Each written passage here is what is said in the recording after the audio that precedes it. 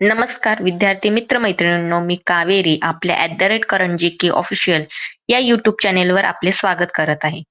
आपल्या या यूट्यूब चॅनेलवर आजच्या व्हिडिओमध्ये करंट अफेअर्सचे खूप महत्त्वाचे असे 30 क्वेश्चन घेतलेले आहेत. मोस्ट IMP असे क्वेश्चन आहेत. चला व्हिडिओला सुरुवात करूया आता. Welcome to my channel @Karanji official. आपल्या या चॅनेलला सबस्क्राईब करा. व्हिडिओ आवडल्यास लाईक, शेअर आणि कमेंट्स करा. शेवटपर्यंत पूर्ण व्हिडिओ पहा. चला घेऊया पहिला प्रश्न. प्रश्न पहिला. पोषण उड्डाण 2026 हा उपक्रम कोणत्या उद्देशाने राबवण्यात येत आहे? ए. विमान वाहतूक सुधारणे. बी.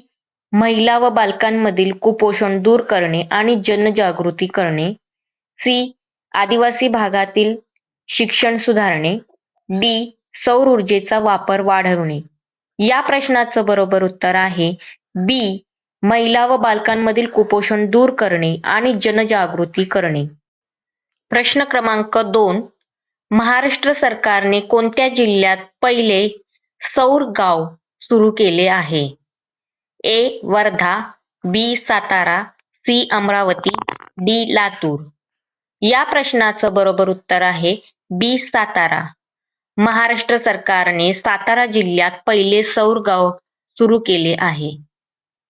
प्रश्न क्रमांक 3. स्किलिंग फॉर AI रेडीनेस सौर हा कार्यक्रम कोणत्या मंत्रालयाचा उपक्रम आहे? ए. गृह मंत्रालय. बी. कौशल्य विकास आणि उद्योजकता मंत्रालय. सी. शिक्षण मंत्रालय. डी. माहिती आणि तंत्रज्ञान मंत्रालय. या प्रश्नाचं बरोबर उत्तर आहे बी. कौशल्य विकास आणि उद्योजकता मंत्रालय. स्किलिंग फॉर AI रेडीनेस सौर हा कार्यक्रम कौशल्य विकास आणि उद्योजकता मंत्रालय या मंत्रालयाचा उपक्रम आहे. प्रश्न क्रमांक 4. सन 2026च्या प्रजासत्ताक दिनानिमित्त भारताचे मुख्य अतिथी म्हणून कोणाला आमंत्रित करण्यात आले आहे? A. Emmanuel Macron France. B. Joe Biden America. C. Anthony Albanese Australia. D. Fumio Kishida Japan. या प्रश्नाचं बरोबर उत्तर आहे सी. Anthony Albanese Australia. सन 2026च्या प्रजासत्ताक दिनानिमित्त भारताचे मुख्य अतिथी म्हणून अँथनी अल्बानीज ऑस्ट्रेलिया यांना आमंत्रित करण्यात आले आहे. प्रश्न क्रमांक 5. महाराष्ट्र राज्याच्या नवीन क्रीडा धोरण 2025-26 नुसार प्रत्येक जिल्ह्यात कोणते केंद्र स्थापन केले जाणार आहे? ए. ऑलिम्पिक भवन. बी. क्रीडा प्रबोधिनी केंद्र. सी. जिल्हा क्रीडा उत्कृष्टता केंद्र. डी. व्यायामशाळा संकुल. या प्रश्नाचं बरोबर उत्तर आहे सी. जिल्हा क्रीडा उत्कृष्टता केंद्र. महाराष्ट्र राज्याच्या नवीन क्रीडा धोरण 2025-26 नुसार प्रत्येक जिल्ह्यात जिल्हा क्रीडा उत्कृष्टता केंद्र स्थापन केले जाणार आहे. प्रश्न क्रमांक 6. डिजिटल इंडिया मोहिमेचा भाग म्हणून कोणत्या राज्याने 100% सरकारी सेवा ऑनलाईन देण्याचे उद्दिष्ट पूर्ण केले आहे? ए. महाराष्ट्र. बी. केरळ. सी. गुजरात. डी. तमिळनाडू. या प्रश्नाचं बरोबर उत्तर आहे बी. केरळ. डिजिटल इंडिया मोहिमेचा एक भाग म्हणून केरळ राज्याने 100% सरकारी सेवा ऑनलाईन देण्याचे उद्दिष्ट पूर्ण केले आहे. प्रश्न क्रमांक 7. महाराष्ट्र राज्याचे सध्याचे मुख्य सचिव म्हणून कोणाची नियुक्ती करण्यात आली आहे? ए. सुजाता सौनिक. बी. नितीन करीर. सी. मनोज सौनिक. डी. भूषण गगराणी. या प्रश्नाचं बरोबर उत्तर आहे ए. सुजाता सौनिक. त्या महाराष्ट्राच्या पहिल्या महिला मुख्य सचिव ठरल्या आहेत. महाराष्ट्र राज्याचे सध्याचे मुख्य सचिव म्हणून सुजाता सौनिक यांची नियुक्ती करण्यात आली आहे आणि त्या महाराष्ट्राच्या पहिल्या महिला मुख्य सचिव ठरल्या आहेत. प्रश्न क्रमांक 8. महाराष्ट्र भूषण पुरस्कार 2025 खालीलपैकी कोणाला प्रदान करण्यात आला आहे? ए. बाबासाहेब पुरंदरे. बी. डॉक्टर अभय बंग आणि डॉक्टर राणी बंग. सी. ज्येष्ठ गायक सुरेश वाडकर, डी. नितीन गडकरी. या प्रश्नाचं बरोबर उत्तर आहे सी. ज्येष्ठ गायक सुरेश वाडकर. महाराष्ट्र भूषण पुरस्कार 2025 हा ज्येष्ठ गायक सुरेश वाडकर यांना प्रदान करण्यात आला आहे. प्रश्न क्रमांक 9. 2026च्या खेलो इंडिया युथ गेम्समध्ये महाराष्ट्र राज्याने किती पदके जिंकली आहेत? ए. 150 पेक्षा जास्त, बी. 127, सी. 50, डी. 80. या प्रश्नाचं बरोबर उत्तर आहे ए. 150 पेक्षा जास्त. पदतालिकेत महाराष्ट्र सातत्याने आघाडीवर आहे. 2026च्या खेलो इंडिया युथ गेममध्ये महाराष्ट्र राज्याने 150 पेक्षा जास्त पदके जिंकली आहेत. प्रश्न क्रमांक 10. भारतीय लष्कराचे नवीन लष्कर प्रमुख म्हणून 2025-26 मध्ये कोणाची नियुक्ती झाली आहे? A. Upendra Dwivedi, B. Manoj Pande, C. Anil Chauhan, D. V. R. Chaudhary. या प्रश्नाचं बरोबर उत्तर आहे ए. उपेंद्र द्विवेदी. भारतीय लष्कराचे नवीन प्रमुख म्हणून 2025-26 मध्ये उपेंद्र द्विवेदी यांची नियुक्ती झाली आहे. प्रश्न क्रमांक 11. नुकत्याच झालेल्या निर्णयानुसार सर्वोच्च न्यायालयाच्या न्यायाधीशांची एकूण संख्या सरन्यायाधीशांसह किती आहे? ए. 31, बी. 33, सी. 34, डी. 35. या प्रश्नाचं बरोबर उत्तर आहे सी. 34. नुकत्याच झालेल्या निर्णयानुसार सर्वोच्च न्यायालयाच्या न्यायाधीशांची एकूण संख्या सरन्यायाधीशांसह 34 इतकी आहे.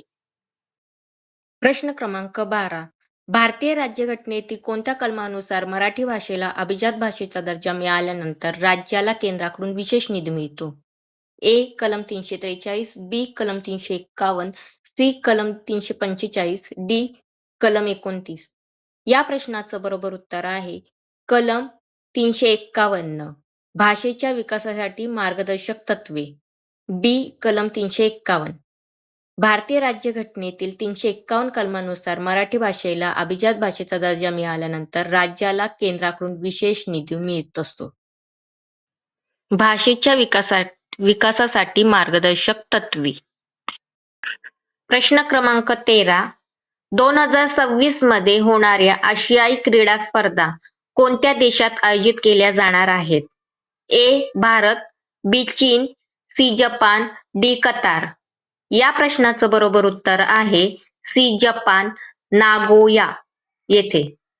2026 मध्ये होणाऱ्या आशियाई क्रीडा स्पर्धा या जपान देशामधील नागोया येथे आयोजित केल्या जाणार आहेत. प्रश्न क्रमांक 14. आकाश एनजी हे कोणत्या प्रकारचे क्षेपणास्त्र आहे? ए. जमिनीवरून जमिनीवर मारा करणारे, बी. हवेतून हवेत मारा करणारे, सी. जमिनीवरून हवेत मारा करणारे आणि डी. रणगाडा विरोधी क्षेपणास्त्र. या प्रश्नाचं बरोबर उत्तर आहे सी. जमिनीवरून हवेत मारा करणारे. आकाश एनजी, आकाश नेक्स्ट जनरेशन हे जमिनीवरून हवेत मारा करणारे क्षेपणास्त्र आहे. प्रश्न क्रमांक 15. जगातील पहिला AI सॉफ्टवेअर इंजिनियर म्हणून ओळखल्या जाणाऱ्या डेव्हिन ची निर्मिती कोणी केली? A. Google, B. Cognition, C. Microsoft, D. Open AI. या प्रश्नाचं बरोबर उत्तर आहे बी. कॉग्निटिशन. जगातील पहिला AI सॉफ्टवेअर इंजिनियर म्हणून ओळखल्या जाणाऱ्या डेव्हिनची निर्मिती कॉग्निटिशनने केली. प्रश्न क्रमांक 16. भारतीय लष्कराने कोणत्या स्वदेशी बनावटीच्या लाईट कॉम्बॅक्ट हेलिकॉप्टरचा समावेश आपल्या ताफ्यात केला आहे? ए. अपाचे, बी. प्रचंड, सी. ध्रुव, डी. चिनूक. या प्रश्नाचं बरोबर उत्तर आहे बी. प्रचंड.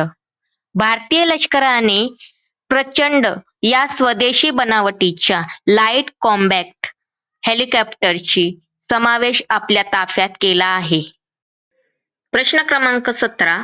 भारताने कोणत्या वर्षापर्यंत नेट झिरो कार्बन उत्सर्जनाचे उद्दिष्ट ठेवले आहे? ए 2047, बी 2050, सी 2070, डी 2030. भारताने 2070 वर्षापर्यंतचे नेट झिरो कार्बन उत्सर्जनाचे उद्दिष्ट ठरवले आहे. म्हणजेच या प्रश्नाचं उत्तर आहे सी 2070. प्रश्न क्रमांक 18. प्रोजेक्ट टायगरला 50 वर्षे पूर्ण झाल्यानिमित्त पंतप्रधान मोदींनी कोणता उपक्रम सुरू केला?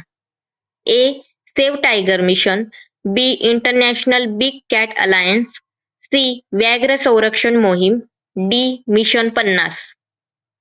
या प्रश्नाचं बरोबर उत्तर आहे B. International big cat alliance. Project टायगरला 50 वर्ष पूर्ण झाल्यानिमित्त पंतप्रधान मोदींनी international big cat alliance IBCA उपक्रम सुरू केला. प्रश्न क्रमांक 19. महाराष्ट्रातील कोणत्या अभयारण्याला कन्हारगाव अभयारण्य म्हणून घोषित करण्यात आले आहे, जे राज्यातील 50वे अभयारण्य ठरले? ए. मेळघाट, बी. ताडोबा, सी. चंद्रपूर जिल्ह्यातील कन्हारगाव, डी. कोल्हापूर. या प्रश्नाचं बरोबर उत्तर आहे सी. चंद्रपूर जिल्ह्यातील कन्हारगाव. महाराष्ट्रातील चंद्रपूर जिल्ह्यातील कन्हारगाव हे अभयारण्याला कन्हारगाव अभयारण्य म्हणून घोषित करण्यात आले आहे, जे महाराष्ट्र राज्यातील 50वे अभयारण्य ठरले आहे. प्रश्न क्रमांक 20.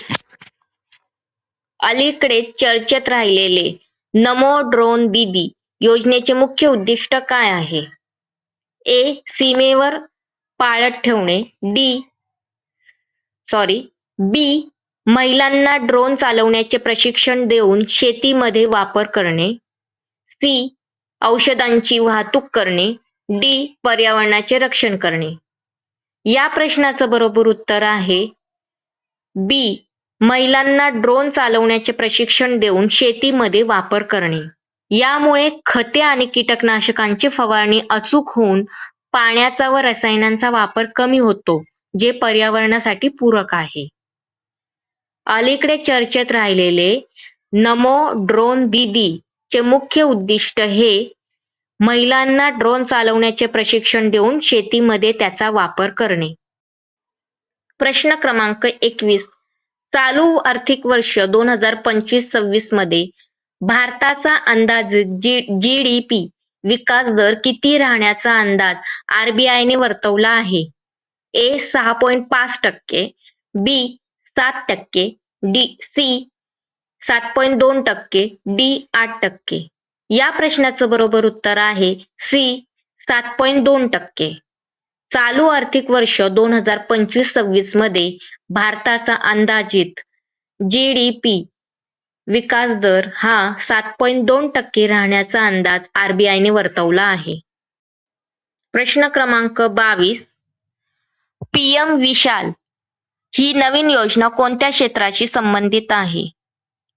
ए. अंतराळ संशोधन, बी. पारंपरिक कारागीर आणि हस्तकला, सी. बंदरांचा विकास, डी.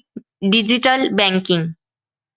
या प्रश्नाचं बरोबर उत्तर आहे बी. पारंपरिक कारागीर आणि हस्तकला.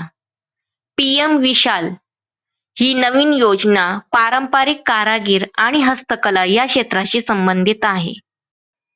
प्रश्न क्रमांक 23. नीती आयोगाच्या ताज्या अहवालानुसार भारतातील गरिबीचे प्रमाण किती टक्क्यांच्या खाली आले आहे? ए. 5%, बी. 10%, सी. 15%, डी. 2%. या प्रश्नाचं बरोबर उत्तर आहे ए. 5%. बहुआयामी गरिबी निर्देशांकानुसार नीती आयोगाच्या अहवालानुसार भारतातील गरिबीचे प्रमाण 5%च्याही खाली आलेले आहे. प्रश्न क्रमांक 24. 2026 चा फिफा फुटबॉल विश्वचषक कोणत्या खंडात आयोजित केला जाणार आहे? A. Asia, B. Europe, C. उत्तर अमेरिका, डी. आफ्रिका. या प्रश्नाचं बरोबर उत्तर आहे सी. उत्तर अमेरिका. कॅनडा, मेक्सिको आणि अमेरिका.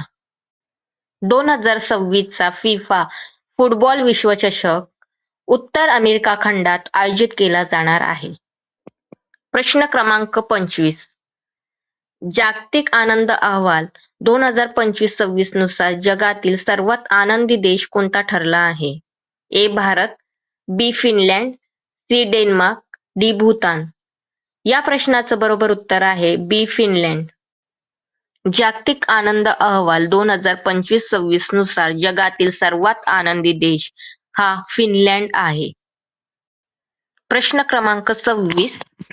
महाराष्ट्र सरकारने जुलै 2025 मध्ये कोणत्या शहरात देशातील पहिले संविधान उद्यान खुले केले? ए. पुणे, बी. मुंबई, सी. नागपूर, डी. संभाजीनगर. महाराष्ट्र सरकारने जुलै 2025 मध्ये पुणे शहरामध्ये देशातील पहिले संविधान उद्यान खुले केले. या प्रश्नाचं बरोबर उत्तर आहे ए. पुणे. प्रश्न क्रमांक 27. नीती आयोगाच्या 2025च्या शाश्वत विकास उद्दिष्टे निर्देशकांत कोणत्या राज्याने प्रथम क्रमांक पटकावला आहे? ए. तमिळनाडू, बी. केरळ, सी. महाराष्ट्र, डी. गुजरात. या प्रश्नाचं बरोबर उत्तर आहे बी. केरळ. नीती आयोगाच्या 2025च्या शाश्वत विकास उद्दिष्टे SDG निर्देशकात केरळ राज्याने प्रथम क्रमांक पटकावला आहे. प्रश्न क्रमांक 28. सन 2025चा ज्ञानपीठ पुरस्कार कोणाला प्रदान करण्यात आला? ए. दामोदर मावजो, बी. गुलजार, सी. भालचंद्र नेमाडे, डी. जगद्गुरू रामभद्राचार्य. या प्रश्नाचं बरोबर उत्तर आहे डी. जगद्गुरू रामभद्राचार्य आणि बी. गुलजार यांना संयुक्तपणे 58वा पुरस्कार देण्यात आलेला आहे. सन 2025चा ज्ञानपीठ पुरस्कार हा जगद्गुरू रामभद्राचार्य आणि गुलजार यांना संयुक्तपणे प्रदान करण्यात आला आहे. प्रश्न क्रमांक 29. लखपती दीदी योजनेचे लक्ष्य 2025 पर्यंत किती कोटी महिलांना लखपती बनवण्याचे ठेवण्यात आले आहे? ए. 1 कोटी, बी. 2 कोटी, सी. 3 कोटी, डी. 5 कोटी. या प्रश्नाचं बरोबर उत्तर आहे सी. 3 कोटी. लखपती दीदी योजनेचे लक्ष्य 2025 पर्यंत 3 कोटी महिलांना लखपती बनवण्याचे ठेवण्यात आले आहे. लखपती दीदी या योजनेअंतर्गतच नमो ड्रोन दीदी ही योजना सुरू करण्यात आलेली आहे. प्रश्न क्रमांक 30. केंद्र सरकारने सुरू केलेली PM ई-बस सेवा कोणत्या उद्देशासाठी आहे? ए. शाळांना बस पुरवणे, बी. शहरांमध्ये सार्वजनिक वाहतुकीसाठी ई-बसेस वाढवणे, सी. ग्रामीण भागात बस सेवा सुरू करणे, डी. आंतरराज्य बस वाहतूक सुधारणे.